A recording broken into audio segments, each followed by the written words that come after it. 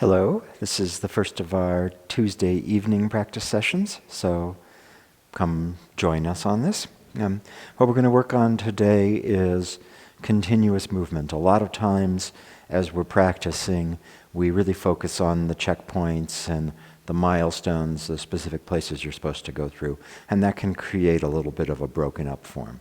So you have to have those specifics. You have to actually aim well and know whether or not you actually hit your target, but then we want to work at not having that create our form being a bunch of broken up things. So that's what we're going to work on today. Let's start out with the bear, good old bear. So just turning back and forth, as relaxed as you can be, allowing this motion to go through the whole body. Try to feel this as being totally continuous.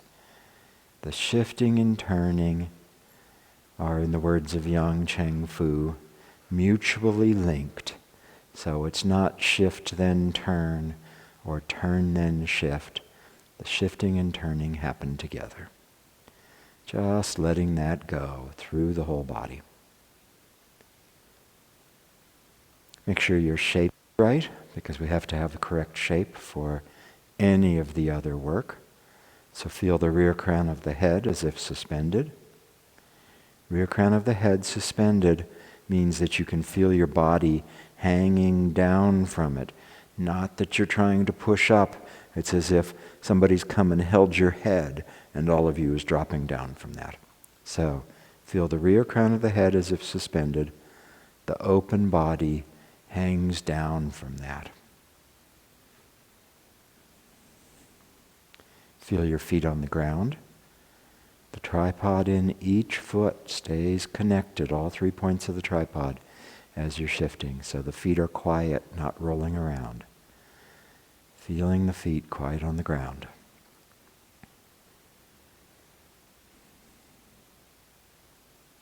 And then try to get your awareness centered in your center. Mind rests in the Dantian. So let the mind be in the belly. That's the center that all the motion is happening around. So you see it from the center there.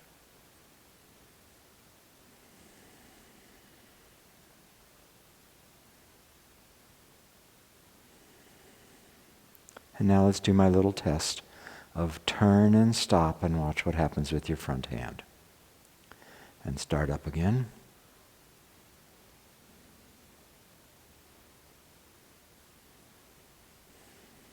Okay, and now on the other side. Turn and stop and watch what happens with your front hand. So when you do this, when you turn, if I stop and my hand stays out there, that means I'm holding on to it. That tightness there in the arm will mean that then I have to go around a sharp corner rather than making a smooth curve in order to start the other side. So if I turn and stop and my hand stays out in space, then when I start up again, I'm going to force that hand. I'm going to go around a sharp corner. So turn and watch your hand just fall. And turn, watch your hand just fall. Let that happen. Notice the difference between the part of the turn where the motion is driving the hand and then the change. This is a change between empty and full. Full and then it empties and the hand falls. So watch that turnaround right there. And then turn the body so that the hand doesn't fall into you. So that the hand can then just fall on its own, unimpeded, undirected, uncontrolled, and you let that path be one that clears you, because you get yourself out of the way. So to be clear, I'm talking specifically about this point. I turn, and now the hand starts to fall. So this is the difference. This part here is full, this part here is emptying. And so that change of full to empty can either happen smoothly, without control, or you can make there be a sharp edge. When you do that, if you make a sharp turn, your hand's probably not empty when it's coming back. So watch this. It turns and it falls, and you follow it so that the turning of the body enables the motion of the hand. And what this will do is it'll make the bear feel continuous all the way through, rather than being something that you do one way, and then something that you do the other way, and then something that you do the first way. So do that for a second. Do it episodically, breaking it apart. Turn, okay, done. Turn, okay, done. Turn. So you really get this feeling of it's one way. Okay, that's something completed. Now I do a new thing. Now I do a new thing. And now take those edges out. Let it be continuous so that it's just flowing all the way through there.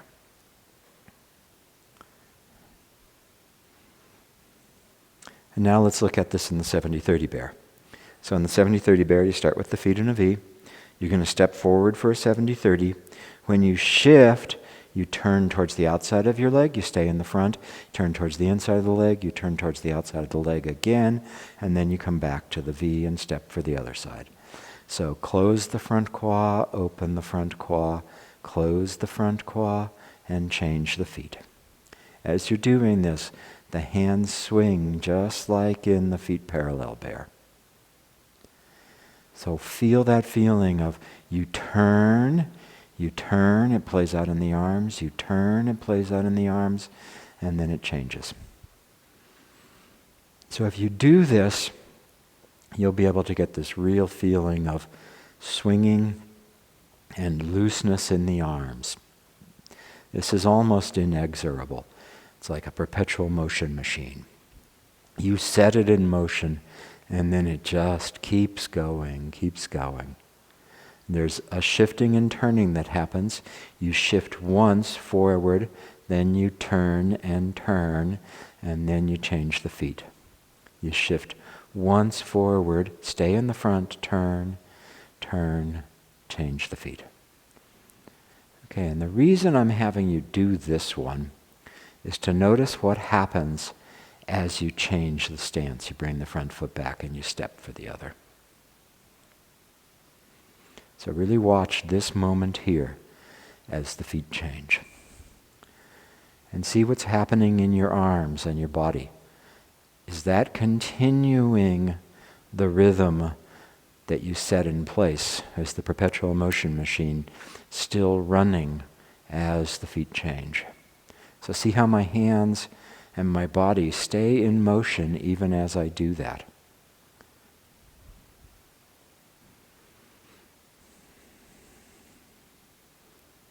Okay, and take a break for a second. As I'm doing this, I put it in motion. It all plays out. And now watch, my hands keep going. My body keeps turning. That tells me how much time I've got to change my feet. So my job here is to follow with the motion so that as I come back to the front again, my feet are already in place. I stay with this motion, and then I go to the next one. As opposed to coming back, stopping, changing my feet, starting. Coming back, stopping, changing my feet, starting. So continuously linked without gaps, all the parts of the body mutually linked without any breaks is one of Yang Cheng Fu's 10 essential points. And in that he says, when people do external work, when they do an external practice, the motions have starts and stops. One energy, one motion finishes, and the next has not yet begun. And that's an error for an internal art. So when I do this, and I'm turning, and then I have a start and a stop, I come back, you'll feel everything tighten up here. And then you get started again. Okay, lights back on. Okay, turn off the lights. Let me change the scene. Turn the lights back on. We want to keep the lights on continuously through that. So try this a little bit more. The shifting and turning puts the arms in motion. The motion of the arms determines the timing you have for the next bit.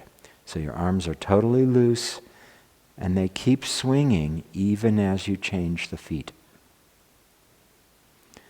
Arms are swinging, and that continues even as you change the stance. Okay, now this time stop, bring your foot back, change, step out. Do it on the other side.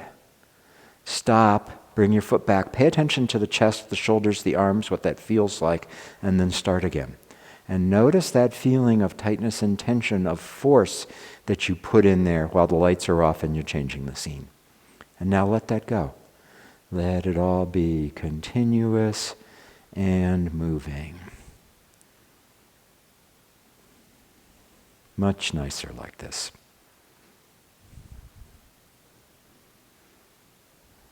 70-30 bear is nice because it has these shifts. It's in a more common stance than the feet parallel bear. It makes these changes a little more obvious to you.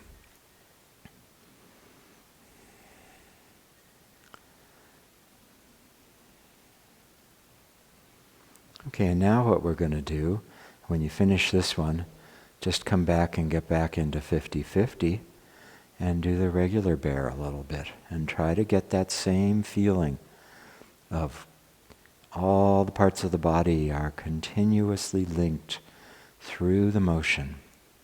No gaps.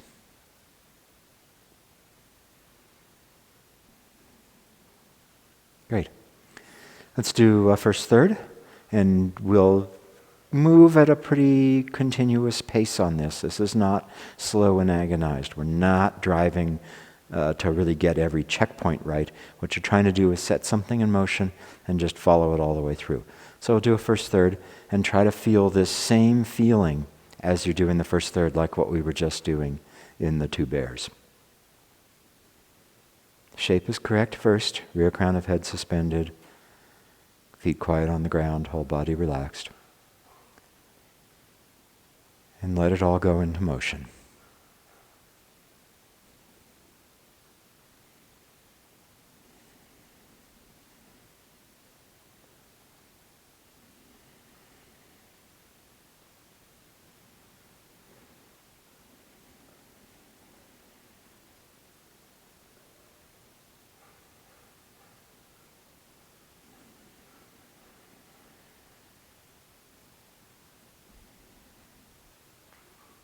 Just like doing the 70-30 bear. You set it in motion and it continues moving, and that's how much time you have to arrange the footwork and the stances.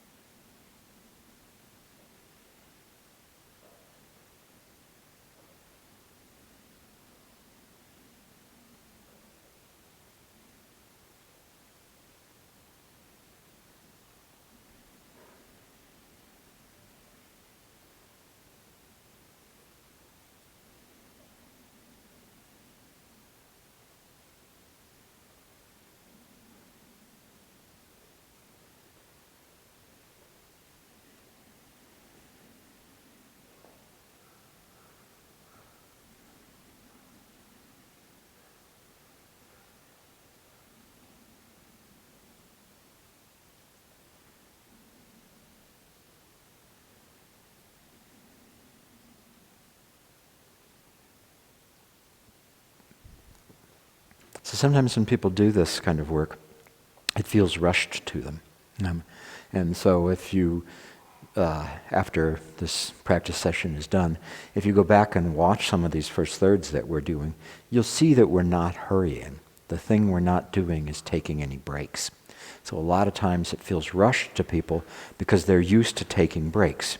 You're used to sitting back and coming forward and stopping and arranging things and fixing it, and sitting back and turning and checking and making sure you've got everything right. And when we don't do those stops, it can feel rushed. And so this is an opportunity for you to look at what you're doing in your form and find the places where you kind of go quickly through something and then take a little break to get things back together. So when we're doing this work, no gaps means no gaps, no breaks, no pauses. So one of the things to look for is the places in your form where you have a break or a pause. A really common one is in the stepping. So if I look at coming out of white crane and going into brush knee, as I step, my heel goes down first, then I sink into my rear foot to put the foot flat on the ground, and then I follow it into the shift. So there's a bunch of pieces going on here. We're going to work on this one. You turn, the front hand is dropping. Before it finishes, the rear hand is coming over. Before that finishes, the foot steps, the heel goes down, you shift to put the foot on the ground, and then you shift forward. So there's a really common place of that stop there. You turn, the arms move. Now I hold the whole upper body still while I step with the foot. I check to make sure that foot is empty, and then I start shifting. So as you do this, let all three parts of this, front hand dropping, rear hand folding, front foot stepping, heel first, and then sit down into your rear leg to put that front foot on the ground and follow it into the 70-30 without gaps, no breaks. So it's not that I do 1, 2, 3. That would be lots of breaks. It's also not that I do them all at once. There is a playing out. The front hand drops, the rear hand folds, the front foot steps, I shift. So notice how when I put my foot down, I don't have a break and then go. So let's try that one a little bit and see if we can do it without gaps, continuously linked. So starting from white crane. So we're just going to step first. We won't go all the way into the brush knee. So let the top hand drop, let the rear hand, the left hand swing, front hand drops, rear hand folds, front foot steps. And do that again, back to white crane. So what I want you to see is, go ahead, as the front hand starts dropping, the rear hand is starting to fold and the foot is starting to step, so that you get to this point with all three of them together. But all three of them continue moving all the way through there. As I do this, the front hand is dropping, it's still dropping. The rear hand is folding, it's still folding. The front foot is stepping, and I get to my checkpoint with all three of those arriving together. Each of them is in motion all the way through it. So they all finish together. Not one does its part, the second does its part, the third does its part. So let's try that again. From white crane, so go ahead. Let the arms swing. Front hand starts to drop, rear hand starts to fold, foot starts to step. All of those arrive together. Once more. Front hand drops. Go ahead, dropping, folding, stepping. Okay, now the next gap we're going to take out is the gap between putting the heel down and shifting. And so again, just like making sure that you're not rushing, taking that gap out doesn't mean that you combine two things. So when I do this, my foot steps and then I sit down into my full leg to put that foot on the ground. That doesn't mean that I step weighted foot flat, because there isn't a break there. A lot of times we use the breaks to be able to distinguish things. Break, okay, now I know that's a different thing. So I want you to take that gap out, but don't put the two together in a mush. Heel first, sit down, follow that to shift into brush knee. Again, from white crane. Go ahead, turning, arms swing. Front hand drops, rear hand folds, front foot steps, heel first, sit down, put it on the ground, and follow that into the brush knee. No gaps. Again. Go ahead.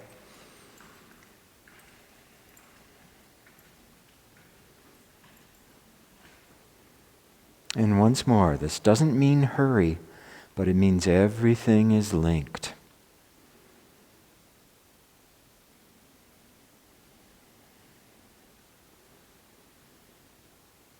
Great. Okay, so we're going to look at another one then.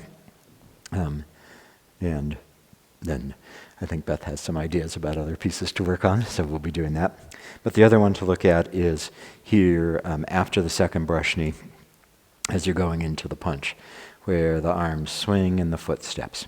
We're just going to do that much. So what happens here, this is another one where it gets broken up. People sit back, turn, drop their hands. So all of this needs to happen together, so that as you're sitting back and turning, you reach 100% in the back foot right as the front foot finishes turning. You reach 100% in the back foot right as the hands arrive. So everything is happening there together. So try that a little bit from the second brush knee. Just paying attention to this first bit. Shift and turn, everything starts together, everything finishes together. And again, back to the brush knee. Sit back and turn, everything starts together, everything finishes together. Once more. It's the shifting and turning that makes it all happen. The hands arrive right as you finish. And then the next bit from here, I've done this. As I shift, my arms are loose. So you can actually just shift back and forth. And the arms should swing. See how my arms are swinging here? I'm not holding them rigid as I do this. But as I shift, they swing. So do that a little bit with me. Start from the brush knee. Sit back. And now shift forward, letting the arms swing. When they reach the completion of their swing, sit back. Shift forward, letting the arms swing. When they reach the completion of their swing, you sit back. So really feel that. This is like pumping a kid on a swing. You pump and then the swing comes back. Unless there's something wrong with the swing, the kid doesn't just stay out there in space at the extreme of one of the swings. It swings forward and back. Forward and back. You set it in motion, and then you allow the arms to swing back and you follow it. So there's a trading back and forth between the doing and the following. I put it in motion, and now the arms swing, and it's my job to follow it into the back. I send a motion out, my job to follow it into the back. Professor Chung talked about two things, dung and dong, putting something in motion and watching that play out. So this is another yin-yang pair. The act of doing and then the following it. And then the trick with this is, during that following phase, you've got an amount of time. It's the amount of time that it's going to take my arms to swing back down. I set them in motion, and then the arms fall back down. I've got that amount of time to get the step done. So I come through here, they swing, and as they fall, my foot steps. So that the hands have come back just as the foot lands, rather than out here, tighten everything, step the foot. That's a bunch of pieces, and there's tension in it. Or let it die, and then do something. That again is tight. During this time, I set it in motion, and as it swings, I get everything ready for the next move. So try that just a little bit from the second brush knee. Sit back. Okay, now set it in motion. The arms are completely relaxed, and get the foot stepping done as the arms come back. And so you can see this. Watch me do it again. As I do this, as my arms fall, they're really coming right back in by me here. They're not staying out. So they go from about here to there, and during that time, my rear foot needs to swing in and out. Try it again. Brush knee. Sit back. Everything finishes together. Put it in motion. Allow it to swing as the foot steps. Once more. Actually, a couple times more. Go ahead. Sit back. Put it in motion, let them swing. Again. Everything happens together. You send out a new impetus, everything plays out. Okay, this time really is once more. Sit back. Set it in motion, it plays out. Okay, and I'm going to add one last bit, which is actually getting the rest of the way. So as we've done this, as I come up, the arms drop, my foot swings. It just touched heel first. So when it touches heel first, I want to have no break. As it goes down, I sink, which starts the shifting. And then I follow this all the way through. My foot steps heel first, I sink and follow it into it. So anytime the foot steps heel first, then the body goes down to put that foot flat on the ground, and you follow that motion into the front. So we have two good opportunities for that here. We've got this one where the right foot steps, follow it, and then where the left foot steps, follow it. So let's give that a couple tries, and then I'll trade off to Beth, and she'll wrap us up. Okay, go ahead. Sit back. And go. It's all in motion, no hurry. Follow it right away. The left foot is going to step, and you follow it into the punch. Just change the hands back to brush knee. Again. Go. No gaps. Left foot steps, you sit down, foot on the ground, shift. Once more. Second brush knee. Without gaps. Go ahead.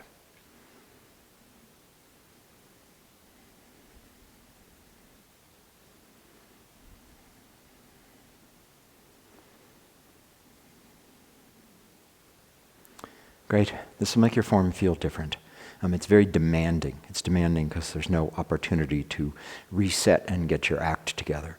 But it's really rewarding because then the whole form becomes one from when you set it in motion at the very beginning all the way through until you finish at the end.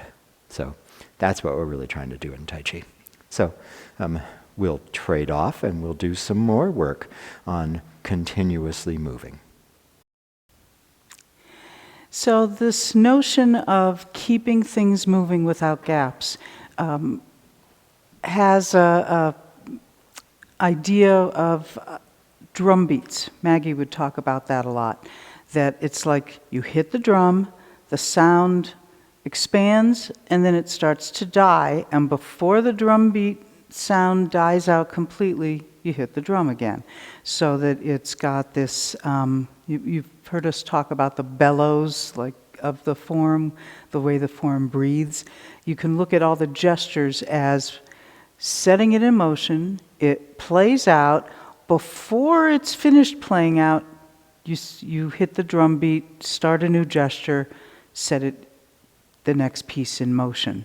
So you're following very carefully what's happening out there in the shape of the form rather than you controlling the form. This has a really nice aspect in that you don't have to decide. You don't have to decide when to step, when to shift. The form tells you. Jane used to tell us, study the form, it will teach you. So let the form teach you rather than you knowing this is how the form goes and then making all the pieces happen. We want to think about it more as a continuous movement that takes you right through the exact posture without coming to a stop. So let's do some first thirds, just looking at that.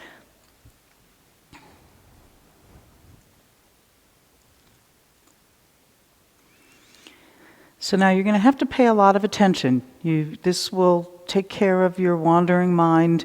Whenever your mind wanders, come right back to what's happening in your body as the motions are playing out and releasing into the next drum beat.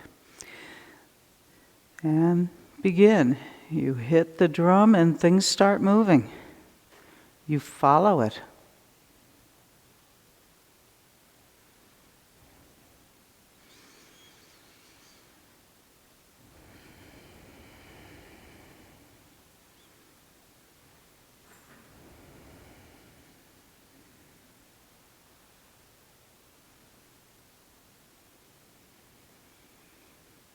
Another drum beat. You want to keep it moving.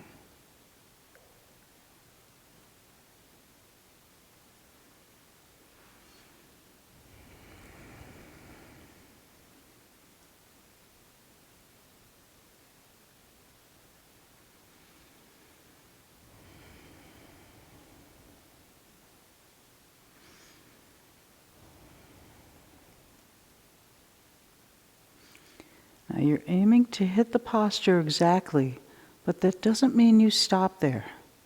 If postures were intersections, you get all green lights. You don't have to come to a stop, but you do want to go through the exact place that each posture takes you.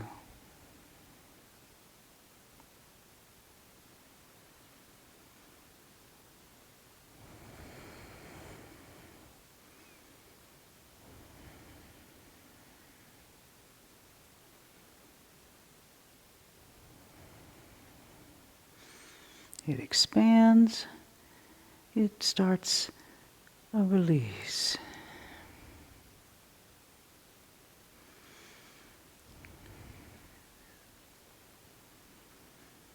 The arm comes up, it falls down.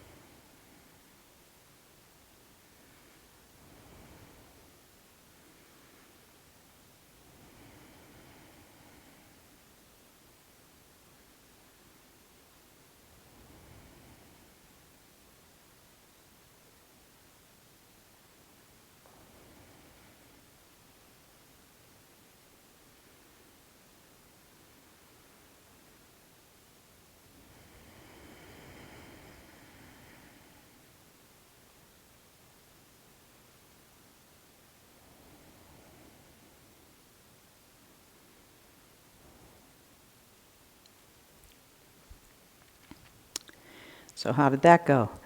Are you feeling like you're in a rush? If you are, it's probably because you're used to going from posture to posture. When you think about going, okay, I've done this move, now I'm going to the next move, now I'm going to the next move. It's got all these parts, and if you don't go from move to move, but you actually make it one movement, there's the old trick question, how many moves do we have in Tai Chi? Well, just one. You set it in motion and you follow it. It goes through all these changes, but it's continuous. So that's what we're going for. You want to feel like you're just on a walk in the park, and your walk just happens to take you through all these really interesting little places that are where we would call the postures. But it's not about getting, okay, I'm at this flower, now I'm at this statue. It's about the walk that you take through the park. You go past these flowers, you go to the statue, you see the waterfall. It's all part of one thing that you're doing. If you can bring your attention to the totality of what you're doing, then it won't be like you're rushing from posture to posture. This is very demanding, not only on your awareness, but that you have all those skills that we always drill about stepping empty and all that stuff. Tongmen Cheng said there's two basic ways that you practice. Always do your first morning form for flow. That's like what we just did. Don't do it to fix, oh, I didn't step quite right, let me fix it, or oh, I fell over, let me do that one again. It's you just play it where it lays, and you just follow it, and you do it for the flow of it. Then you can stop check, make good, correct, oh, I want to step here, not there, and my foot is empty or isn't. Those are two separate ways to look at it, but you need to have that ability to do the separation form, to get your hands in the right place, all of that, in order to make the flow thing feel good. So right now, don't worry about all those other things. Just look for what makes the moves lead one into the other seamlessly. Once you reach the expandedness of a move, it's going to have to get smaller again and bring you back into it. So it expands and it contracts. It expands and it contracts. You follow that action and let it take you on your walk through the form. I'll do the first third again.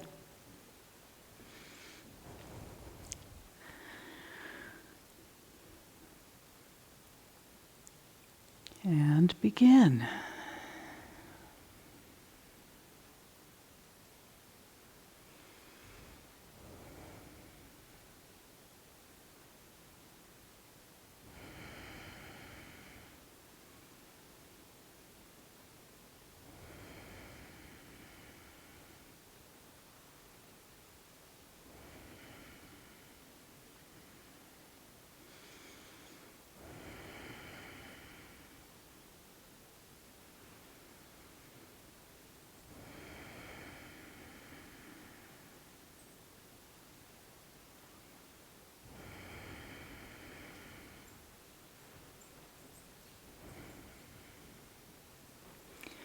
You can feel yourself arrive, but don't stop there.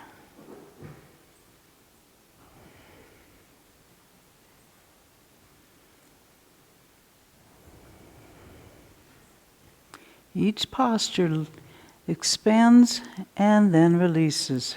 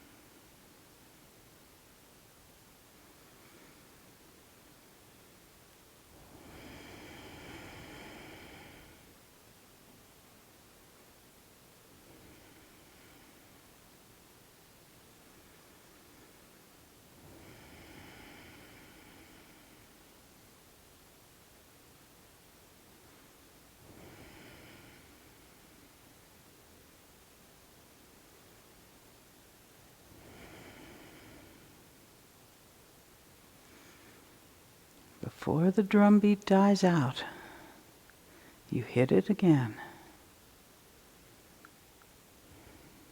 It expands and it contracts.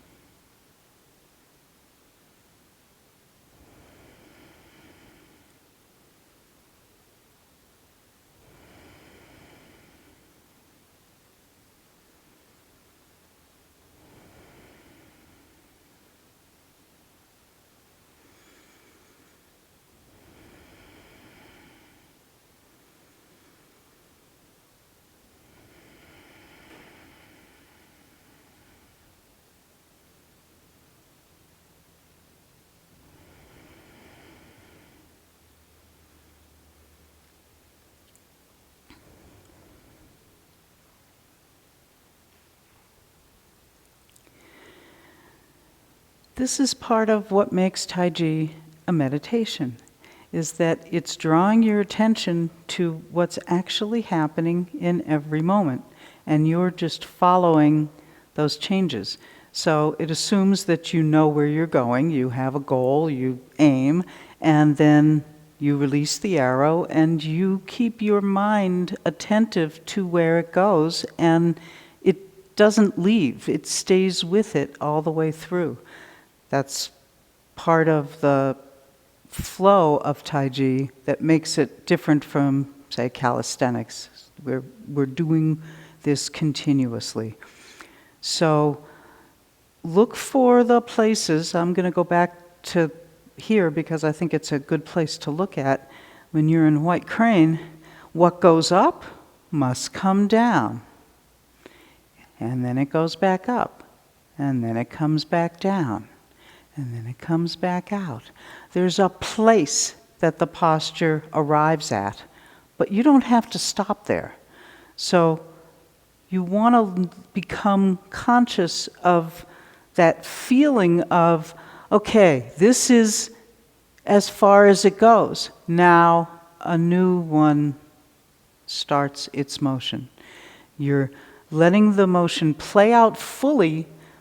You're not doing shortcuts, right? If I think, oh, I gotta hurry because I can't come to any stops, I'm busy doing it before it actually finishes and comes together.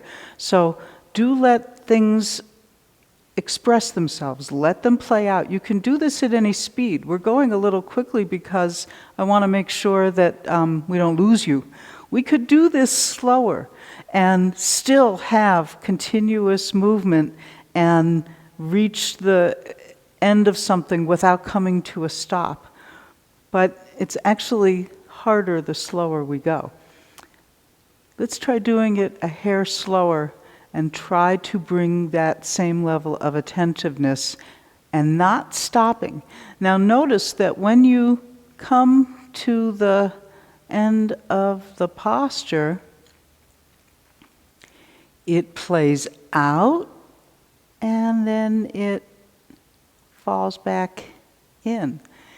There wasn't a stop there, but it doesn't mean I come here and then I just go there. That's the going from posture to posture thing. If you think about it as something like the drum beat that expands, expands, expands, it only expands so far, and then it starts to retreat and fall back in. And so that's what you're trying to stay conscious with. So let's try it again. We'll go just a touch slower. Try to stay with it and notice if you're coming to a stop, things can still be moving inside, even if your body isn't busy making gyrations.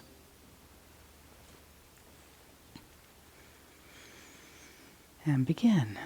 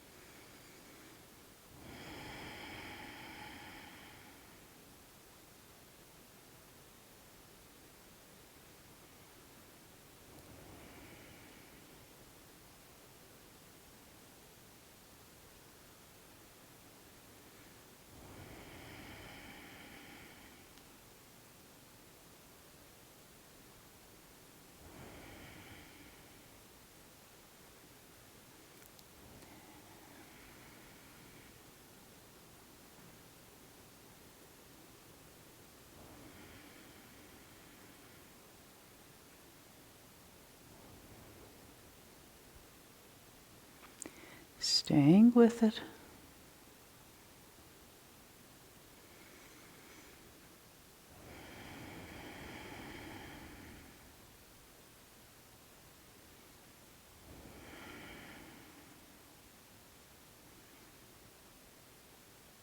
Keeping the movements continuous and alive.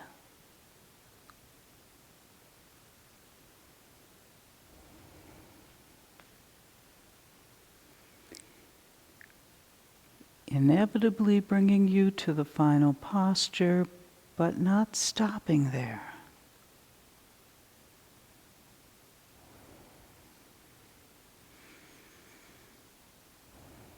hands go up, they come down.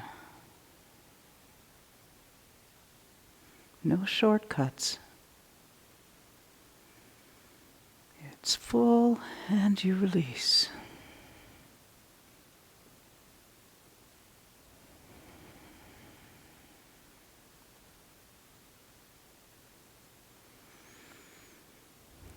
The shape tells you when to step. When you step, you start to shift.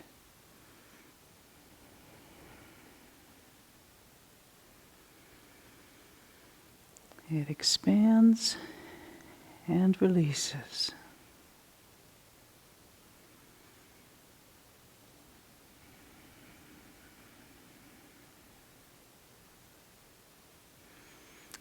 Reaches a fullness and lets go.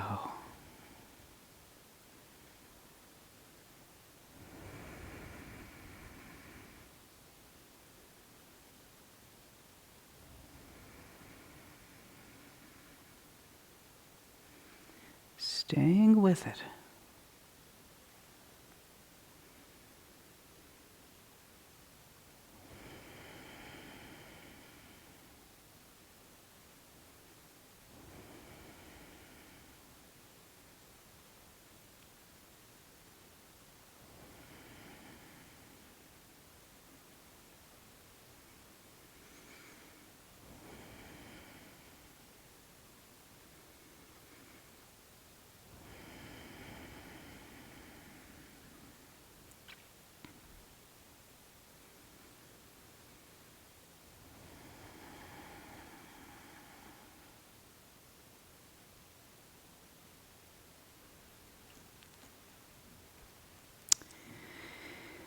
So now let's go for broke. Let's do a whole form. All the same stuff. When your mind wanders, bring it back.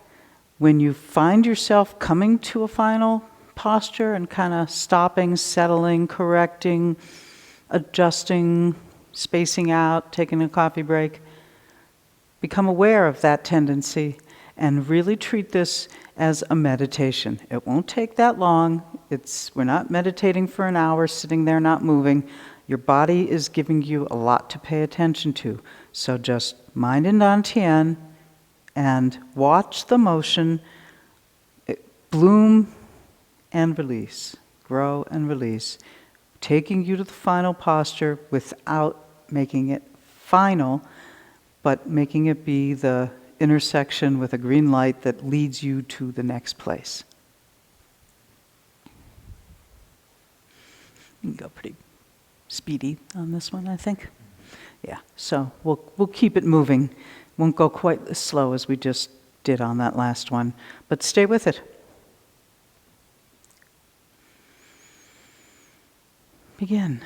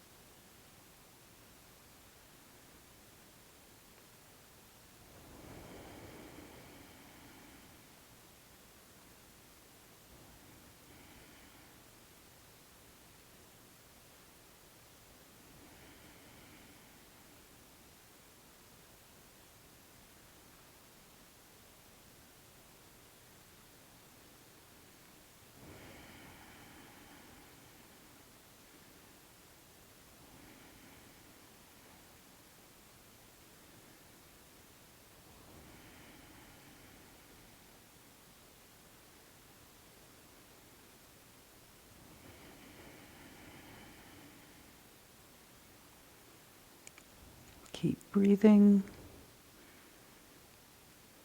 Keep your mind in the dantian. Keep returning to what's actually happening as you go through the form. You're not rushing from posture to posture. Each piece happens in its proper time.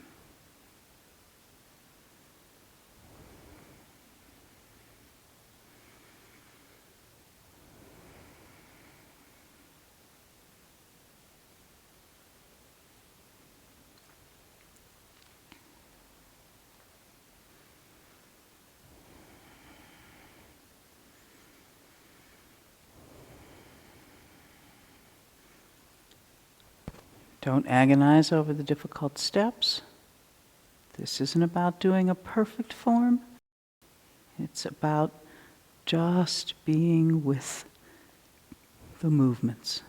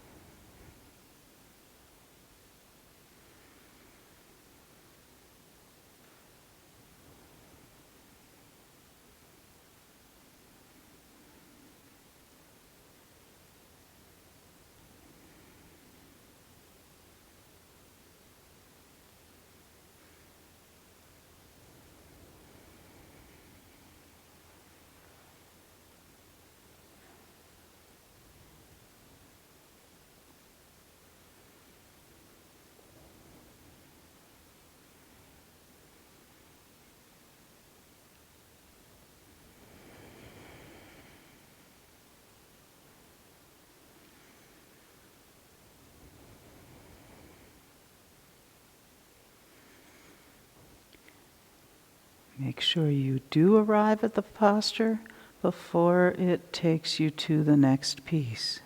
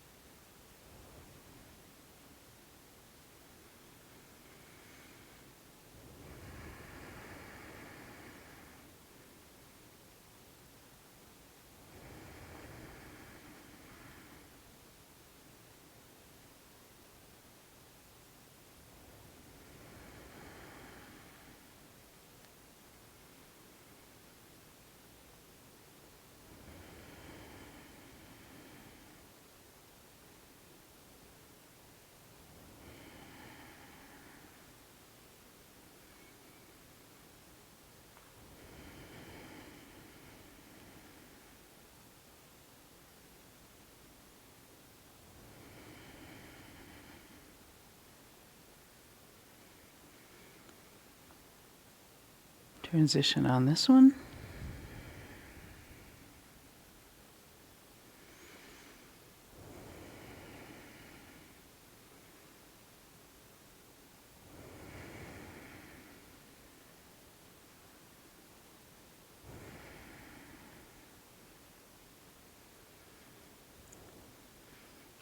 Now don't agonize over these kicks. Do your best. If you fall over, no big deal. Let it play out and then hit the drum beat again.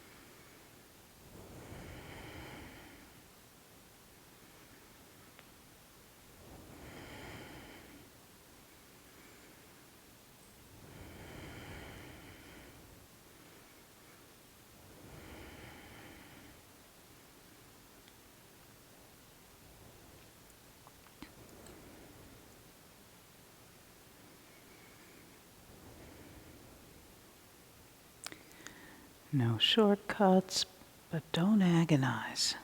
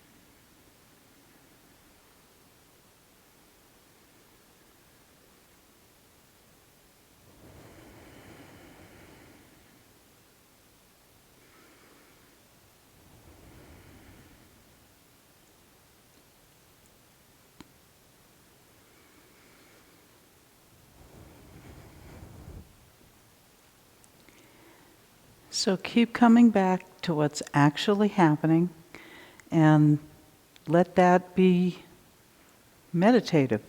Let that calm your mind. You don't need to think about what's coming next because the form tells you what's coming next. You're just following what the flow is leading you to. Jane told us that meditation was the practice of returning. So as you lose your awareness of it, come back and pay attention to what you're actually doing and let that keep the movement in active and not something that becomes a chore of getting from this place to that place. Try to make the entire form feel like one thing. So we'll try to keep this live for a little bit and give you all a chance to pop up on chat and say hello or ask questions or whatever. So do stick around, and we'll see you in a moment. And poof, I disappear.